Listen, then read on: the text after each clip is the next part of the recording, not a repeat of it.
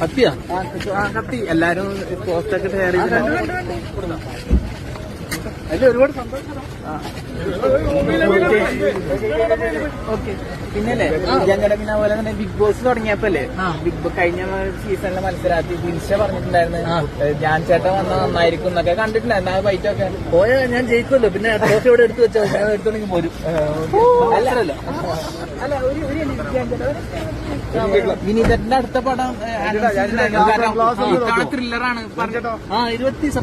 September അവിടെ അല്ല ഇവിടുത്തെ കണ്ടോണ്ട് ചോദിക്കാണ്. എങ്ങനെയുണ്ട് അതിന്റെ മൊത്തത്തിലുള്ള പരിപാടി? എങ്ങനെയുണ്ട്? ഗംഭീരമായിരിക്കാൻ സാധ്യതയുണ്ട്.